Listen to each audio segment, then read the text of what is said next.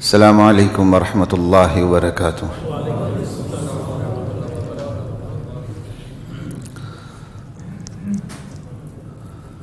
الحمد للہ المحمود بنعمتہ المعبود بقدرتہ المطاع بسلطانہ المرہوب من عذابہ وسطوتہ النافذ امره في سمائه وارضه الذي خلق الخلق بقدرته وميزهم باحكامه فاعزهم بدينه واكرمهم بنبيه محمد صلى الله تعالى عليه واله وسلم۔ بسم اللہ والحمد للہ والصلاة والسلام على رسول اللہ، اما بعد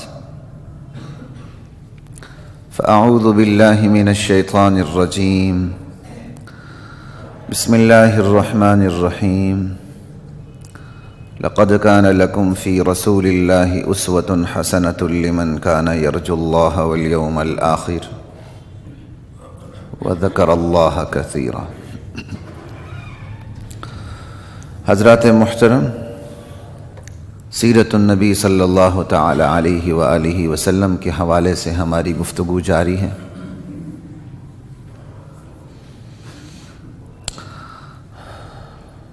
بنیاد جہاں سے ہم نے آغاز کیا تھا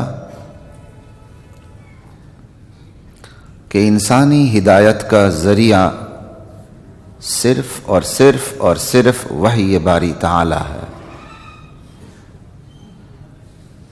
انسان کے بس میں انسانی ہدایت نہیں ہے، یہاں تک کہ نبیوں کے بس میں بھی نہیں ہے، یہاں تک کہ امام الانبیاء صلی اللہ علیہ وسلم کے بس میں بھی نہیں ہے۔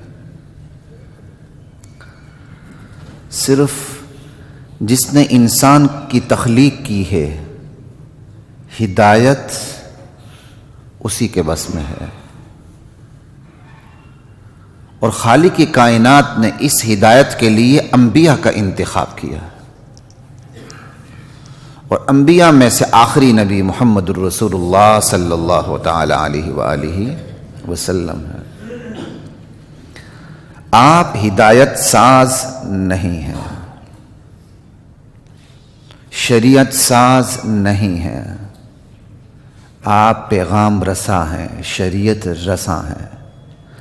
آپ اللہ کی دی ہوئی ہدایت پہنچانے والے ہیں، سمجھانے والے ہیں، تزکیہ کرنے والے ہیں، خود ہدایت کا قانون بنانے والے نہیں ہے۔ یہی تو امتیاز ہے نبی اور فلسفی میں۔ فلسفی خود قانون بناتا ہے، گڑھتا ہے، مٹاتا ہے، توڑتا ہے، بناتا ہے، توڑتا ہے۔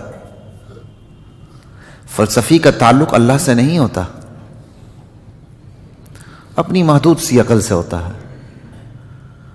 نبی کا تعلق براہ راست اللہ سے ہوتا ہے، وہ اللہ سے کلام لیتا ہے، بندوں تک پہنچا دیتا ہے۔ تو وہی باری تعالی انسانی ہدایت کا ذریعہ ہے، اور نبوت کا کمال یہ ہے کہ نبوت نے عقل کو وحی کے تابع کر دیا ہے۔ یہ نبوت کا کارنامہ ہے کہ محنت ایسی کر ڈالی کہ انسانی عقل کو وحی کے تابع کر دیا۔ یہ ہے نبوت کا کمال، یہ ہے نبوت کا کارنامہ۔ یہاں عقل کی نفی نہیں ہو رہی، بلکہ عقل کو اس کے درست مقام پہ رکھا جا رہا ہے۔ اسلام نے عقل کی نفی نہیں کی، بلکہ عقل کو اس کے درست مقام پہ رکھا ہے۔ جب تک اس عقل کو وحی کی روشنی نہیں ملتی، یہ عقل در بدر کی ٹھوکریں کھاتی ہے۔ ہر چیز کی ایک حد ہے، عقل کی بھی ایک حد ہے، اس سے آگے عقل کو کچھ نہیں سوچتا۔ پھر عقل بے لگام ہو جاتی ہے اگر اس کو وحی کی روشنی حاصل نہ ہو، وحی کی رہنمائی حاصل نہ ہو۔ آپ اپنے ہوا سے خمسہ کو دیکھ لیں، ہم کہتے ہیں نا ہمارے سکس سینس کلک کرتی ہے، حواس تو 5 ہے، ٹھیک ہے نا. قوت لامسہ ہے، لمس. آپ کو لمس سے کسی چیز کا احساس ہونے لگتا ہے. آپ کسی چیز پہ ہاتھ لگاتے ہیں تو آپ کو علم آتا ہے، آپ کو کچھ پتہ چلتا ہے. لیکن اس کی بھی ایک حد ہے. اس حد سے آگے یہ قوت کام نہیں کرتی. جب تک آپ لمس نہیں کریں گے یہ قوت لامسہ کام نہیں کرے گی. اور جس کے ساتھ چھونا نہ ہو تو وہاں یہ قوت لامسہ فیل ہو جاتی ہے. چھوئے بغیر چھونے کا علم آپ کو نہیں مل سکتا. اب ایک حص یہاں ختم ہو گئی. اب چکھنے کی حص ہے، قوت ذائقہ. جب تک آپ کسی چیز کو چکھیں گے نہیں ذائقہ محسوس نہیں ہوگا. ٹھیک ہے، لیکن اس کی بھی ایک حد ہے. قریب لا کے مس کریں گے ذائقہ محسوس ہوگا، وگرنہ نہیں ہوگا. جو پہلے سے چیز کھائی ہے وہ اگر آپ کی حص اتنی تیز ہے کہ منہ میں ویسے ہی پانی آ جائے تو ایک الگ بات ہے. ذائقہ براہ راست محسوس آپ کو نہیں ہوگا. تو قوت ذائقہ کی بھی حد ہے. اس حد کے بعد یہ قوت کام نہیں کرتی. چکھے بغیر ذائقہ کی قوت کام ہی نہیں کرتی. اس کے علاوہ قوت شامہ، سونگھنے کی قوت ہے. اب دیکھیں اس کی قوت بڑی ہوئی ہے، لمس سے بھی بڑی ہوئی ہے، چکھنے سے بھی بڑی ہوئی ہے. دور کوئی چیز پڑی ہوئی ہے تو آپ کو سمیل آنے لگتی ہے، اچھی یا بری. یہ کتنی دور تک کام کرتی ہے. باقی 2 حصوں سے یہ تیز ہے. دور کونے پہ پڑی ہوئی چیز اس کی آپ کو خوشبو یا بدبو یہاں آنے لگتی ہے. لیکن اس کی بھی ایک حد ہے. بہت دور پڑی ہوگی، آپ کے سونگنے کی حص سے دور پڑی ہوگی جہاں تک آپ کی حص کام کرتی ہے. اس کے بعد یہ حص فیل ہو جائے گی، آپ کو کوئی سمیل نہیں آئے گی. اس کو بند کر دے، اس کی آواز آتی ہے. مجھے مکمل نہ توجہ چاہیے ہوتی ہے، تو اس لیے آپ مجھ سے گلہ نہ کریں کہ میں یہ دروازے بند کرتا ہوں. دروازے بند کرنے کی 2 وجوہات ہیں. ایک تو آپ کو شور نہیں آتا، مجھے باہر سے شور آ رہا ہوتا ہے. دوسری بات یہ کڑک کڑک سے میری توجہ خراب ہو جاتی ہے. میں ان میں سے نہیں ہوں آپ سبحان اللہ ماشاء اللہ زور زور سے کہیں تو پھر مجھے پیٹرول ملے میں آگے چلوں. تو جتنی خاموشی ہوگی میں اپنی بات اتنی آسانی سے آپ کو سمجھا سکوں گا. یہ اس کو کنڈی لگتی نہیں ہے، اس کا لاک نہیں ہے. باہر سے کر دیجیے گا، ٹھیک ہے نا. تو سونگنے کی حص بھی ختم ہو جاتی ہے. ٹھیک ہے، اس کے بعد آپ کی دیکھنے کی حص ہے. ٹھیک ہے، قوت سامعہ، سننے کی حص ہے. ایک حد تک آپ بات سن سکتے ہیں، اس سے آگے بات سن ہی نہیں سکتے. کوئی چیخے بھی تو آپ کو اس کی آواز نہیں آتی. سب سے بڑی حص کون سی ہے اسباب کی دنیا میں؟ دیکھنے کی. قوت سامعہ، قوت باصرہ، وہ دور تلک آپ دیکھتے ہیں. لیکن اس کی بھی ایک حد ہے، اس سے آگے ہی نہیں دیکھ سکتی. بالکل اسی طرح عقل کی بھی اپنی ایک حد ہے. ایک حد تک یہ صحیح سوچتی ہے، جب وہ حد آ جائے تو اس حد سے پار یہ کچھ بھی نہیں سوچ سکتی. کیا اپنی عقل سے یہ عقل اپنی فراست سے جنت تک پہنچ سکتی ہے؟ جہنم کا پتہ لگا سکتی ہے؟ جنات مخلوق ہیں اس کا پتہ لگا سکتی ہے؟ فرشتے مخلوق ہیں اس کا پتہ لگا سکتی ہے؟ اس دنیا کے بعد ایک عالم بھرپا ہوگا جہاں سزا اور جزا کا عمل جاری ہوگا جس کا نام قیامت ہے، یہ پتہ لگا سکتی ہے؟ وہاں اللہ تعالیٰ اچھوں کو شفاعت کا منصب عطا کریں گے، یہ عقل پتہ لگا سکتی ہے؟ نہیں لگا سکتی ہے.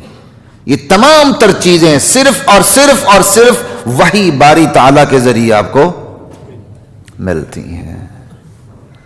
اب جب وحی کے ذریعے عقل کو رسائی مل گئی، عقل صحیح سوچتی ہے، پھر عقل تسلیم کرتی ہے ہاں جنت ہے، پھر عقل تسلیم کرتی ہے جہنم ہے، عقل تسلیم کرتی ہے جنات ہیں، فرشتے ہیں، انبیاء ہیں، کتب ہیں، اور عقل یہ تسلیم کرتی ہے ایک دن ہونا چاہیے جب دنیا بالکل دنیا کی بساط لپیٹ دی جائے اور ایک عالم برپا ہو، دنیا میں جس نے ظلم کیا تھا اس کو ظلم کی سزا ملے، دنیا میں جس نے نیکی کی تھی اس کو اس کی نیکی کی جزا ملے۔ عقل تسلیم کرتی کہ نہیں؟ لیکن کب کرتی ہے؟ جب وحی کی رہنمائی ملے۔ اگر وحی کی رہنمائی نہ ملے یہ تو جنت جہنم کا تصور ہی نہیں کر سکتی۔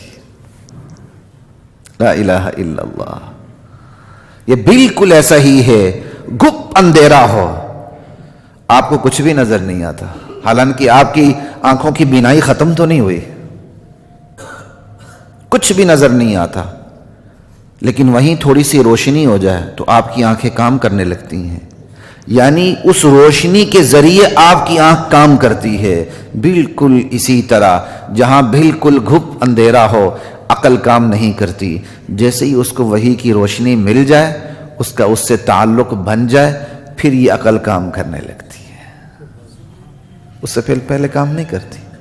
نیری عقل جنت جہنم کو کیا جانے، آخرت کو کیا جانے، قیامت کو کیا جانے، انبیاء اور رسول کو کیا جانے۔ لا الہ الا اللہ واللہ اکبر۔ تو نبوت کا کمال یہ ہے کہ نبوت نے عقل کو وحی کے تابع کر دیا ہے۔ عقل کی نفی نہیں کی، بلکہ بتا دیا، انسانوں کو سمجھا دیا تم وحی کی روشنی کے محتاج ہو، تم وحی کو سمجھا نہیں سکتے، البتہ وحی کو سمجھ سکتے ہو۔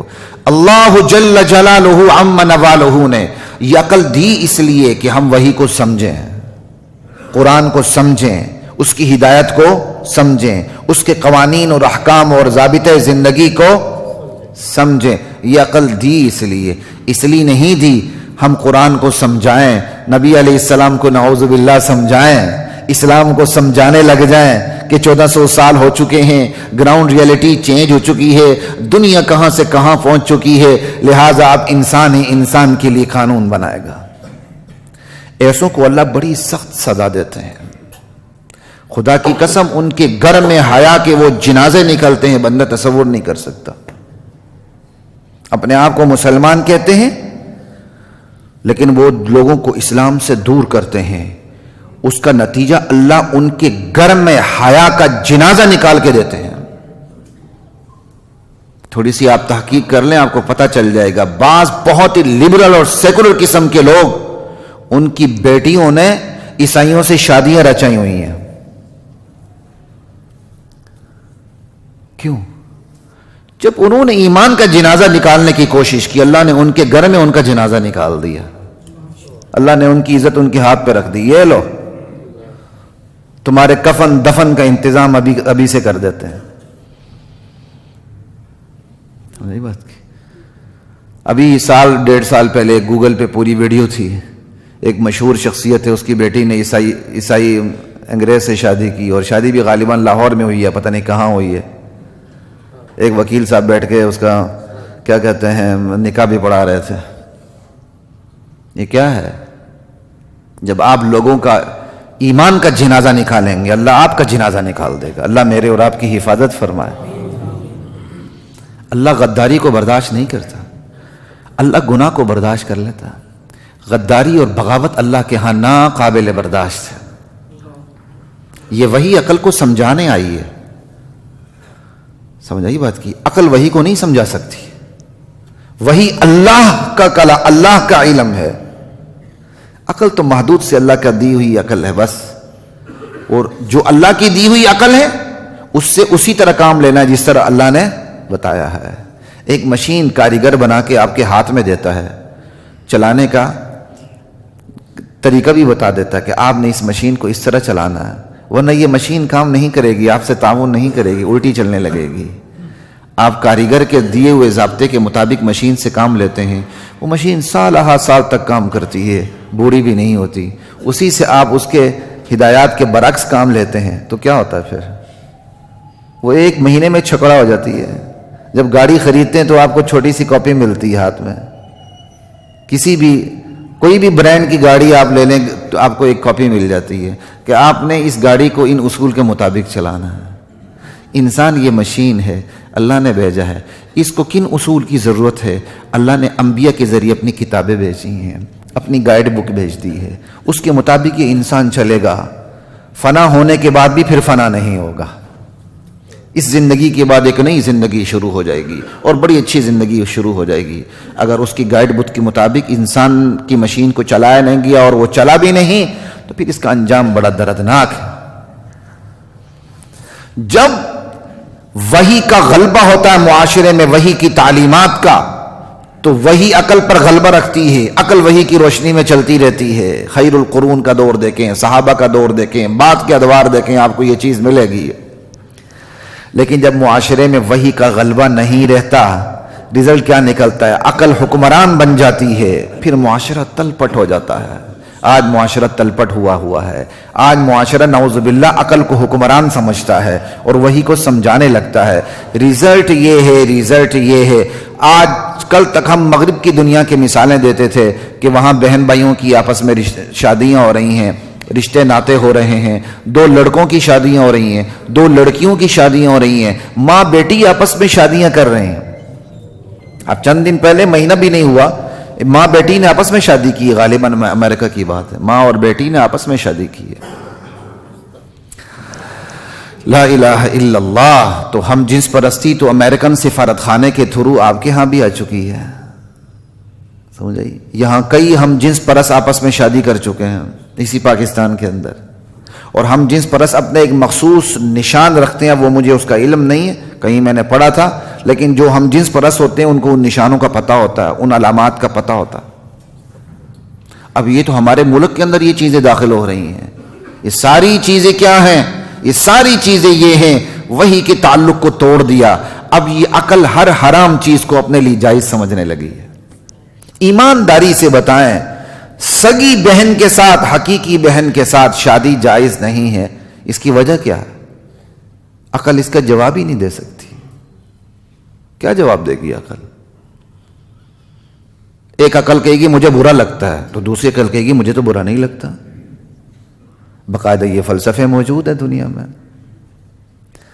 وہ کہتے ہیں یہ کیا عقل مندی ہے، اپنی بہن اٹھا کے کسی اجنبی کے ہاتھ میں دیتے ہو. معلوم نہیں اس اجنبی سے تمہاری بہن کی طبیعت لگتی بھی ہے یا نہیں لگتی. وہ بہن جو تمہارے کپڑے استری کرتی ہے، تمہارا غصہ دبدبہ برداشت کرتی ہے گھر کے اندر، وہ نکاح کا کام کیوں نہیں کر سکتی؟ وہ تمہارے مزاج کو پہچانتی ہے. اپنی بہن کو اپنے گھر میں رکھ کے شادی رچا لو. اللہ ذوالجلال کی قسم، نیری عقل کی روشنی میں آپ لاجواب ہیں، لاجواب ہیں، لاجواب ہیں. نیری عقل کی روشنی میں کیا جواب ہے آپ کے پاس؟ آپ کہیں گے میری عقل نہیں مانتی، وہ کہے گا میری عقل مانتی ہے. پھر ترازو کیا ہے؟ وَالسَّمَاءَ رَفَعَهَا وَوَضَعَ الْمِيزَانَ أَلَّا تَطْغَوْا فِي الْمِيزَانِ. اللہ نے میزان اتار دیا، اس میں سرکشی کی اجازت. آپ کے پاس ایک ہی جواب ہے، یہ اللہ نے اس کام کو حرام کر دیا ہے. بس اس کے علاوہ آپ کے پاس کوئی جواب. اس حرمت کا نتیجہ یہ ہے، یہ تصور کرتے ہوئے بھی مجھے آپ کو گھن آنے لگتی ہے. ماں سے کتنا پیار ہے، لیکن وہ پیار بیوی کے پیار سے کتنا مختلف ہے. وہ اتنا مختلف ہے، اتنا مختلف ہے. ان 2 پیاروں کو اگر پیار کا نام نہ دیا جائے، کوئی اور نام بھی دیا جائے تو فرق نہیں پڑتا. ماں کے پیار اور بیوی کے ساتھ پیار میں زمین آسمان کا فرق ہے. کہیں بھی کوئی کنارہ ملتا نہیں ہے. بیٹی کے ساتھ پیار اور بیوی کے ساتھ پیار میں آسمان زمین کا فرق ہے. کہیں بھی کوئی کنارہ ملتا. ذرا سوچیں نا، آپ کی ننھی سی بچی آپ کے پاس آتی ہے، آپ کو پیار آ جاتا ہے. آپ کی بیوی آپ کے ساتھ تنہائی میں بیٹھتی ہے، آپ کو پیار آتا ہے. کوئی کنارہ ملتا ہے؟ جذبے کی کوئی روش، کوئی لہر ملتی ہے؟ یہ اللہ ہے. وہی جب عقل جب وہی کو چھوڑ دیتی ہے، اپنا ناتا توڑ دیتی ہے، وہی بے لگام ہو جاتی. استغفر اللہ، انا للہ. عقل بے لگام ہو جاتی ہے. کئی دفعہ الفاظ غلط نکلتے ہیں. اب پچھلی دفعہ میں اپنی ریکارڈنگ سن رہا تھا، ویسے مجھے خود شوق ہے اپنی ریکارڈنگ سننے کا، کسی کو اچھا لگے برا لگے، میں اپنی ریکارڈنگ خود بڑے شوق سے سنتا ہوں، کیونکہ اتنا مطالعہ کیا ہوتا ہے، وہ ہر وقت مطالعہ ذہن میں تو نہیں رہتا، تو بندہ پھر سنتا ہے ہاں بھائی کیا ہے. تو ایک دفعہ میں نے کوئی ایسے الفاظ میں نے برعکس استعمال کر لی. آپ ماشاءاللہ سب خاموش بیٹھے رہے اس کے اندر. میں نے کہا یہ کیا ہو گیا؟ آگے دیکھا تو وہی الفاظ میں نے صحیح استعمال کیے. میں نے کہا چلو مداوع ہو گیا. کئی دفعہ سبقت لسانی ہوتی ہے، تو آپ بتا دیا کریں مجھے. لا الہ الا اللہ واللہ اکبر. نبوت کا کمال یہ تھا کہ اللہ کے نبی نے آ کے عقل کو جھکا دیا، تمام عقلوں کو جھکا دیا، کہ وحی کے سامنے سرنڈر ہو جاؤ. اور اس کا اثر کیا تھا؟ اتنا کمال کا اثر تھا.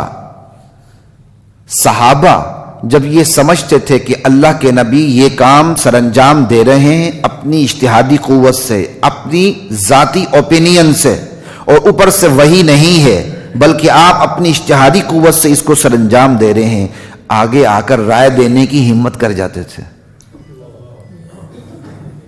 اور جب ان کو پتہ چلتا تھا اللہ کے نبی یہ کام کر رہے ہیں، سراسر اوپر سے ڈائریکٹ ٹیکسٹ ہے، ڈائریکٹ آرڈر ہے، وہ رائے دینے کی ہمت ہی نہیں ہوتی تھی، بات ہی ختم ہو گئی. صلح حدیبیہ کو دیکھ لیں. حضرت عمر کی عقل اس کو تسلیم کرنے کے لیے تیار، اور اللہ کے نبی ایک ہی جواب دے رہے تھے. کیا جواب تھا؟ اوپر سے آرڈر ہے. بات ہی ختم ہو گئی. جنگوں میں صفیں جب بنائی جاتی تھی دشمن کے مقابلے میں، اس میں بھی ایسے ہی تھا. صحابی سمجھتے تھے، آگے آ کے رائے دیتے تھے، اور اگر اللہ کے نبی کو کسی صحابی کی رائے زیادہ بہتر معلوم ہوتی، آپ اپنی رائے اس کے مقابلے میں چھوڑ دیتے تھے. اب اس رائے کو اختیار کیا بھی تو وہ رائے کس کی ہوئی؟ نبی کی رائے ہو گئی. نبی کی رائے اللہ کا حکم ہو گیا. کتنی بڑی بات. یا رسول اللہ یہ اللہ کا حکم ہے کہ یہ آپ کی رائے ہے، اللہ کا حکم ہو سرنڈر، آپ کی رائے ہے.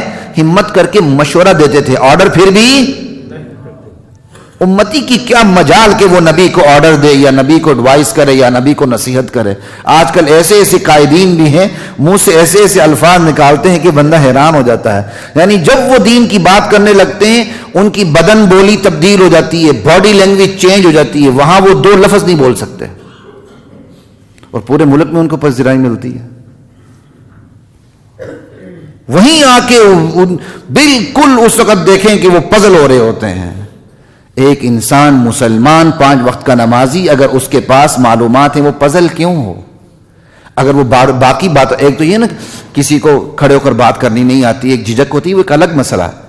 لیکن دنیا جہاں کی آپ 10 گھنٹے بھی تقریر کر لیں، 2 دن دھرنا بھی دے دیں تو آپ کو فرق ہی نہیں پڑتا. لیکن جب آپ 2 منٹ کوئی اسلام کا حوالہ دینے لگتے ہیں تو آپ پر کپ کپی طاری ہوتی ہے، وہاں آپ کی زبان غلط استعمال ہونے لگتی. تو اس کا مطلب آپ اس کے اندر عادی، ان تعلیمات کے، اس ماحول کے آپ عادی نہیں ہیں. تو پھر آپ کیا قوم کی قیادت کریں گے؟ تو نبوت کا کمال وحی کے تابع کر دینا ہے عقل کو. یہ نبوت کا سب سے بڑا کارنامہ ہے. نبوت کا دوسرا بڑا کارنامہ زندگی کے قدر و پیمانے تبدیل کر دیے. عقائد کے، نظریات کے، فکر و نظر کے، عقل و استدلال کے، معیشت کے، معاشیات کے، سیاسیات کے، جنگ و جدل کے، حقوق و فرائض کے، محبت اور مودت کے، عادات و رسومات کے، عادات و اطوار کے، رسوم و رواج کے تمام پیمانے نبی نے یکسر تبدیل کر دی. اور کوئی نیا پیمانہ نہیں دیا، بلکہ وہی ابدی پیمانے عطا کر دیے جو ہر نبی کو عطا ہوئے تھے. کوئی نیا پیمانہ نہیں دیا. یہ فلسفی ہوتا ہے، ہر نیا فلسفی دوسرے فلسفی سے ایک الگ بات کر رہا ہوتا ہے. آپس میں ان کی باتیں ٹکرا رہی ہوتی ہیں. نبیوں کی بنیادی باتیں آپس میں کبھی بھی ٹکراتی نہیں ہیں. اعمال میں تبدیلی ہوتی ہے کہ اس وقت یہ حکم ہے اور اس جگہ یہ حکم ہے. یہ بالکل ایسے ہی جیسے آپ حالت احرام میں ہوتے ہیں تو احکام بدل جاتے ہیں، حالت احرام سے باہر آتے ہیں تو احکام بدل جاتے ہیں. مسجد میں آتے ہیں احکام بدل جاتے ہیں، مسجد سے باہر جاتے ہیں احکام بدل جاتے ہیں. لا الہ الا اللہ. قل ما کنت بدعا من الرسل، میرا نبی آپ اعلان کر دیں میں کوئی انوکھا رسول نہیں ہوں. سورہ احقاف کا پہلا رکوع آخری آیات ہے. میرے نبی آپ اعلان کر دیں میں کوئی انوکھا رسول نہیں ہوں، میں کوئی انوکھی بات لے کے نہیں آیا، وہی ابدی پیمانے لے کر آیا ہوں جو ہر نبی لے کر آیا. اب بحیثیت امتی ہمارا فرض کیا ہے؟ ہم ان تمام پیمانوں کی مجسم تصویر بن کے کفر کو اپنا ایمان دکھائیں اور کفر ان پیمانوں کو دیکھ کے ان پیمانوں کو خود بخود قبول کرتا چلا جائے. آج بس یہ نہیں ہے، آج دینداروں میں بھی ہزار تفریقیں ہیں. ایک دیندار اگر عبادات میں بہت اچھا ہے، معاملات میں اتنا ہی گندا ہے. ایک مسلمان اگر معاملات میں بہت اچھا ہے، جی میں نے تو آج تک اپنے کسی گاہک سے 25 پیسے کی ٹھگی نہیں کی ہے. واقعی نہیں کی، آپ بہت اچھے ہیں. لیکن آپ نے 50 سال تجارت کی، کبھی کسی عالم دین سے پوچھا کہ جو میں تجارت جن اصول پہ کر رہا ہوں وہ شرعی تقاضوں کے مطابق ہے یا؟ دیکھو نا کتنے تاجر ہیں جو اپنے تجارتی اصول کو علماء کے سامنے رکھتے ہیں. یہ ہم اس طرح کر رہے ہیں، کیا جائز ہے کیا ناجائز. کتنے وکلاء ہیں جو اپنے معاملات علماء کے سامنے رکھتے ہیں. ہم اپنی فیسیں اس طرح لیتے ہیں یا اس طرح فیس لینا درست ہے، یا اپنی عقل سے ہم حلال حرام کے فیصلے کرتے ہیں. معاملات میں اگر کوئی بہت اچھا ہے، تھوڑا سا شرعی نظر سے قرید کے دیکھیں، وہ سود میں ملوث ہوتا ہے، وہ ان ویلڈ کانٹریکٹ میں ملوث ہوتا ہے. کیونکہ ہمیں یہ چیز ہمارے نظام تعلیم میں ہی نہیں ہے، ہمارے نصاب تعلیم میں ہی نہیں ہے. ہمارا نظام تعلیم اسلامیات کی چند چیزیں ہیں بس، اسی کو آپ چھٹی سے لے کر ایم اے تک پڑھتے چلے جاتے ہیں. اگلا سمجھتا ہے یہی اسلام ہے، اس کے علاوہ کوئی اسلام. کتنا ظلم ہے. ایک شخص معاملات میں بہت اچھا ہے، عبادات میں کمزور ہے. عبادات میں بہت اچھا ہے، معاملات میں کمزور ہے. عبادات اور معاملات میں اچھا ہے، وہ گھریلو صلہ رحمی کے اندر کمزور ہے. دوستوں کے ساتھ بہت اچھا ہے، بیوی کے ساتھ یا میاں بیوی آپس میں کمزور ہیں. میاں بیوی بہت اچھے ہیں، وہ اولاد کے ساتھ یا دوستوں کے ساتھ حقوق میں کمزور ہیں. یہ زندگی کے تمام پیمانوں میں نبوت کی آپ نے اور میں نے پیروی کرنی ہے. یہ پیروی کر کے اپنا کر بتلا کر جتلانا ہے. یہ ہے پیمانے زندگی کے. ہندوستان میں اسلام کون لے کر آئے؟ عرب لے کر آئے سب سے پہلے. وہی عرب تاجر جب یہاں کے لوگوں نے ان کی زندگیوں کے پیمانے تبدیل دیکھے تو پوچھ لیا یہ کیا ہو رہا ہے. کا پیمانہ تبدیل کرنے والا آ چکا ہے. محمد الرسول اللہ تشریف لا چکے ہیں. ہم ان کی تعلیمات کو قبول کر چکے ہیں. ان کے اثرات ہمارے معاملات تک میں یہ ہیں. مسلمان ہوتے چلے گئے. یاسین کا باب الاسلام یا درہ خیبر، یہی دو راستے ہیں جہاں سے یہ اسلام آیا. ہم دونوں کی ناقدری کرتے ہیں. عرب کہہ کر گالیاں دینی شروع کر دیتے ہیں اور ادھر بھی گالیاں دینی شروع کر دیتے ہیں. بہت ناشکر لوگ ہیں ہم. جن سے ایمان ملا ان پر پھپتیاں کستے ہیں. خیر ایک الگ ایشو ہے. تو یہ نبوت کا دوسرا بڑا کارنامہ ہے کہ زندگی کے قدر و پیمانے تبدیل کر دی ہے. نبوت کا تیسرا بڑا کارنامہ 23 سال کی مختصر مدت میں تبدیلی آئی ہے. اب ہم اس کے پابند نہیں کہ 23 سال میں ہی لائیں. یہ اللہ کا بہت بڑا احسان ہے، وگرنہ تو ہم کسی جوگے نہیں ہیں. اللہ یہ بھی کہہ سکتے تھے چلیں میرے نبی 23 سال میں تبدیلی لائے. سمجھ آئی بات کی؟ تم چلو 46 سال میں لے آؤ، دگنی مدت لے لو. لیکن دیکھنا یہ ہے ہمارے نبی 23 سال کی مختصر مدت میں تبدیلی لائے. 40 سال کی عمر میں انہیں نبوت ملی اور 63 سال کی عمر میں آپ کی وفات ہوئی. دنیا کی زندگی آپ کی اختتام پہ پہنچی. 23 سال. نبی علیہ السلام کی عمر کل کتنی ہے؟ 63 سال. ایک طرف لوگ کہتے ہیں دنیا کی زندگی ختم نہیں ہو، دوسری طرف کہتے ہیں 63 سال ہے. خدا کا خوف کرو، خود ہی کہہ رہے ہو 63 سال ہے اور خود ہی کہہ رہے ہیں دنیا کی زندگی. ایسے لوگ بھی پائے جاتے ہیں دنیا میں. 63 سال اسی لیے ہوئی نا کہ دنیا کی زندگی اپنے اختتام کو پہنچی ہے. 40 سال میں نبوت ملی، 23 سال آپ نے نبوت کا کام کیا. 23 سال کی مختصر مدت میں کتنا بڑا انقلاب آیا. جہاں ایک بھی اللہ سے ڈرنے والا نہ تھا، وہاں لاکھوں ہزاروں کی تعداد میں ایسے لوگ پیدا ہو گئے جو اندھیرے میں اجالے میں اللہ وحدہ لا شریک لہ سے ڈرنے والے تھے، جو خوف خدا کی دولت سے مالا مال تھے. رہبان باللیل فرسان بالنہار، رات کے عبادت گزار، دن کے شہ سوار. دولت پہ، طاقت پہ، حکومت پہ، خواہشات پہ، سب پہ غالب، سب پر حاکم، صرف ایک اللہ کے محکوم، صرف ایک اللہ کے غلام. اولاد کے ساتھ بھی انصاف کرتے تھے. ہم نے یہ بات کی. آج تو ہمارے ہاں اپنے بچوں کے علاوہ کوئی نظر جو یہ تانا دیتے تھکتے نہیں ہیں کہ ان کے ہاں وراثت چلتی ہے، وہ خود وراثت پر عمل کرتے ہیں. کہاں جائے بندہ؟ 23 سال کی مختصر مدت میں انقلاب.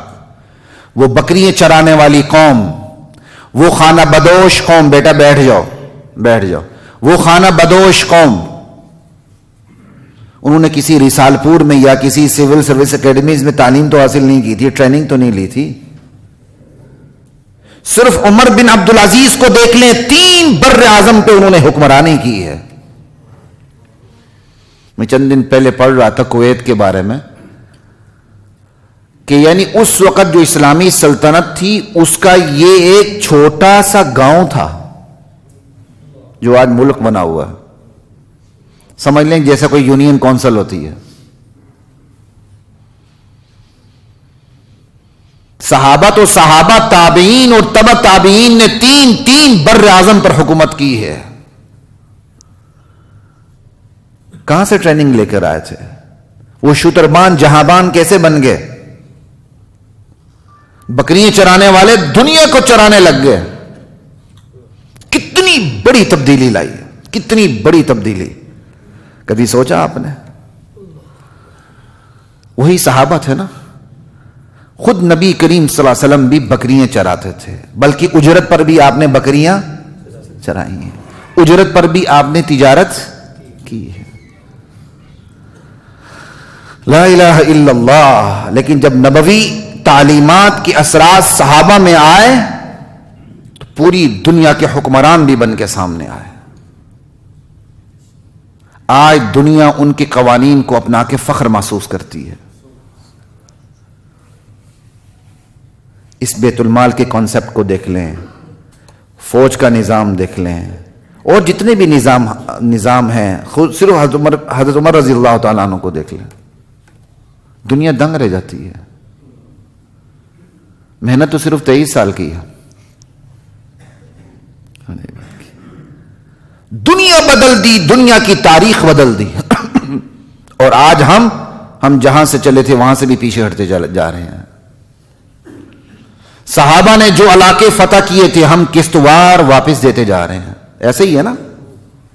ہمارے پاس تو وہی رقبہ ہے جو صحابہ کا مفتوحہ علاقہ ہے. ہم نے خود کتنی فتوحات کی ہیں. ہم تو صحابہ کی فتوحات قسطوار واپس دیتے جا رہے ہیں.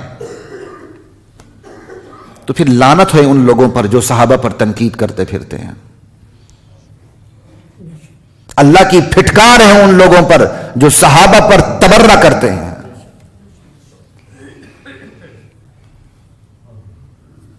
میں چھوٹی سی اپنی جماعت تیار کر لوں تو میں کہتا ہوں میرے ساتھی بڑے مخلص ہیں. محمد رسول اللہ کی تیار کردہ جماعت پر انگلی اٹھانے والے خوف کھائیں خدا سے. یہ حضور نے تیار کی ہے یہ جماعت.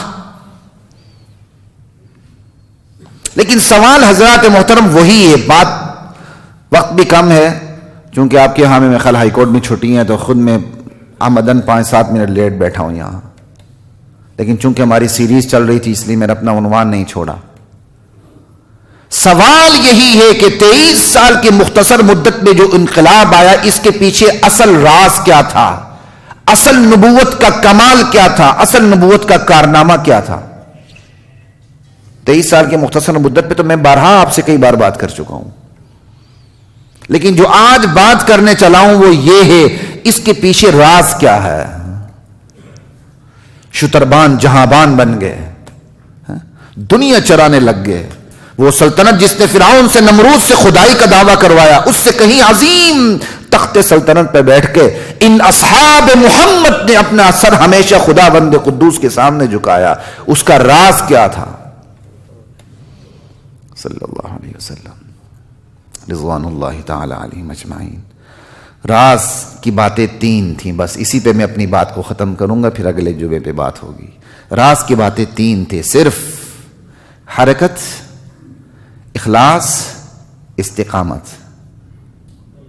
یہ ہمارے لیے زندگی کا سبق ہے۔ بس کچھ نہ ہوتے ہوئے بھی نبی علیہ السلام نے اپنے ساتھیوں کے ساتھ اپنی حرکت جاری رکھی، اپنی جد و جہد پیچھے نہیں ہٹے۔ بڑا اچھا لگا مجھے چند دن پہلے جب میں نے پڑھا، یہ جو جنرل نیازی صاحب جو سرنڈر ہوئے تھے بنگال میں، انہوں نے حافظ ادریس صاحب جو ہمارے جماعت اسلامی کے ہیں غالباً، ان سے سوال کیا تھا کہ جی حافظ صاحب، میں نہیں مانتا کہ جنگ موتا کے اندر 3000 مسلمانوں نے 1,00,000 1.5 لاکھ 2 لاکھ دشمن کو شکست دی، کیا آپ مانتے ہیں؟ تو حافظ ادریس کہنے لگا جی ہاں جی میں تو مانتا ہوں۔ کہتا وجہ کیا ہے؟ تو حافظ ادریس نے برجستہ کہا وجہ یہ ہے کہ صحابہ ہتھیار نہیں ڈالتے تھے۔ کیا خوبصورت جواب ہے، کیا خوبصورت جواب ہے۔ وقت کا جنرل کہہ رہا ہے میں نہیں مانتا کہ 3000 نے 1,00,000 1.5 لاکھ فوج کو شکست دی، آپ مانتے ہیں؟ کہا میں مانتا ہوں۔ کیا وجہ ماننے کی؟ وجہ یہ ہے کہ صحابہ ہتھیار نہیں ڈالتے تھے۔ جد و جہد جاری رکھنا، اپنی حرکت جاری رکھنا، منزل ماں دور نیست۔ سمجھائی بات کی؟ تیز ترک گامزن منزل ماں دور نیست۔ لا الہ الا اللہ۔ لیکن حرکت بھی کافی نہیں ہے۔ آپ جد و جہد جاری رکھتے ہیں، اگر اس جد و جہد میں اخلاص ہی نہ ہو، پھر جد و جہد کے لیے کیا ہونا ضروری ہے؟ اخلاص، ورنہ بندہ ننگا ہو جاتا ہے، بے نقاب ہو جاتا ہے۔ آج اگر میں کسی کام پہ جد و جہد کر رہا ہوں اور میری نیت میں اخلاص نہیں ہے، آج نہیں کل، کل نہیں کل، کل نہیں کل، جن ساتھیوں کو لے کے میں ایک جد و جہد کر رہا ہوں، اللہ مجھے ان کے سامنے بے نقاب کر دیں گے۔ یہ ہے تیرے کرتوت، یہ ہے تیرا اعمال نامہ، یہ ہے تیرے اندر کا راز۔ عنوان کیا تھا؟ محنت کیا کر رہا تھا؟ اللہ بے نقاب کر دیتے ہیں، اللہ بے پردہ کر دیتے ہیں بندے کو۔ صرف حرکت کافی نہیں ہے، حرکت کے ساتھ اخلاص ہونا ضروری ہے۔ وہ جد و جہد ہی نہیں ہے جو جس کے ساتھ اخلاص نہ ہو۔ جد و جہد کو اخلاص کے ساتھ نتھی کرنا پڑتا ہے، پھر حرکت ہوتی ہے، پھر جد و جہد ہوتی ہے۔ لا الہ الا اللہ۔ اخلاص کے بغیر کوئی جد و جہد نہیں ہے۔ اگر بندے نے 10 سال کیٹ کاٹی تھی، 5 سال ایوان صدر میں بھی رہا، بات ہو گئی نا، بس ٹھیک ہے۔ یہ کیا بات ہوئی؟ بندہ کہتا میں جان لڑا دوں گا، جان کس کے لیے لڑانا ہے؟ وزارت عظمیٰ کے لیے، وزارت اولیاء کے لیے، اتنا ہی ہے۔ ایک فیکٹری سے 100 فیکٹریاں بنانے کے لیے، ایک جہاز سے 100 جہاز پہ سوار ہونے کے لیے، ایک گاڑی کے پیچھے 100 گاڑیاں لگانے کے لیے۔ حرکت کے ساتھ اخلاص شرط ہے، لیکن اخلاص بھی کافی نہیں ہے۔ ایک بندہ بہت جد و جہد کرتا ہے، اس کے ساتھ بڑا مخلص ہوتا ہے، راستے میں دم توڑ دیتا ہے، پیچھے ہٹ جاتا ہے۔ اس کے اندر استقامت نہیں ہوتی، وہ بھی ہار جاتا ہے۔ پورے قرآن میں گھوم جائیے، ایک نبی تھے جب جا رہے تھے تو انہوں نے کہہ دیا تھا کہ اب اس نہر سے گزرتے ہوئے تم نے پانی پی لیا تو کیا ہو گیا پھر؟ لا الہ الا اللہ۔ پورا قرآن بھرا ہوا، وقت نہیں ہے اس وقت۔ صرف جد و جہد کافی نہیں، اس کے ساتھ اخلاص ضروری، صرف اخلاص کافی نہیں، اس کے ساتھ استقامت ضروری ہے۔ یہ ہے تین چیزیں کہ 23 سال کی مختصر مدت میں جو انقلاب آیا اس کے پیچھے جد و جہد، حرکت تھی، حرکت کے ساتھ اخلاص تھا، اور اخلاص کے ساتھ استقامت کا مظاہرہ تھا۔ اللہ نے 23 سال کی مختصر مدت میں بالکل نتیجہ ایسے سامنے کر دیا۔ آج بھی ہو جو ابراہیم کا ایما پیدا، آگ کر سکتی ہے انداز گلستہ پیدا۔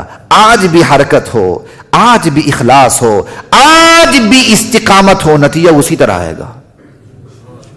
ہمیں چند دن پہلے کوئی پڑھ رہا تھا، غالباً حضرت عقبہ بن نافع یا کون ہے، انہوں نے جب ایک علاقہ فتح کیا تو علاقے کے اندر مسلمانوں کی آبادی قائم نہیں کی، بلکہ آبادی سے ہٹ کے جنگل میں جا کے مسلمانوں کی آبادی قائم کی۔ ہم ان سے ہٹ کے اپنی تہذیب، اپنے تمدن کو قائم کرتے ہیں تاکہ ان کے اثرات ہمارے اوپر نہ پڑیں۔ جنگل میں جا کے شہر کو آباد کیا۔ جب اس جنگل میں گئے، لوگوں نے کہا یہاں درندے ہیں، سانپ ہیں، بچھو ہیں، یہاں آپ کیسے انسانوں کی آبادکاری کریں گے؟ گئے، اعلان کر دیا، درندوں ہم اللہ کے رسول کے صحابہ ہیں۔ اعلان کر دیا ہم یہاں شہر بسانے آئے، چلے جاؤ اپنی، اب تمہاری یہاں جگہ نہیں رہی، ہم نے یہاں بسنا ہے۔ سنا، لوگوں نے اپنی آنکھوں سے دیکھا، شیر جا رہا تھا، درندے جا رہے تھے، سب اپنے بچے اٹھا کے اس شہر کو چھوڑتے، خالی کر رہے تھے۔ پھر یہ نظارے بھی سامنے آتے ہیں، پھر یہ نظارے بھی سامنے آتے ہیں۔ سمجھ آئی بات کی؟ اللہ کے لیے کوئی مشکل نہیں ہوتا پھر، لیکن اللہ چاہتے ہیں بندہ حرکت کرے، اللہ چاہتے ہیں اس حرکت میں اخلاص ہو، اللہ چاہتے ہیں اخلاص کے ساتھ استقامت ہو، بندہ درمیان راستے میں ہمت نہ ہارے۔ بس نتائج ہمارے قبضے میں نہیں ہیں، ہم نے یہ 3 کام کرنے ہیں، نتیجہ اللہ کے ہاتھ میں۔ پھر یہ تینوں چیزیں جس تیزی سے آگے بڑھتی ہیں، نتیجہ بھی اس تیزی سے قریب ہوتا چلا جاتا ہے۔ 23 سال کی مختصر مدت کی کامیابی کے پیچھے یہی 3 چیزیں تھی جو راز تھا۔ انشاءاللہ آگے بات ہوتی رہے گی۔ وآخر دعوانا الحمدللہ رب العالمین۔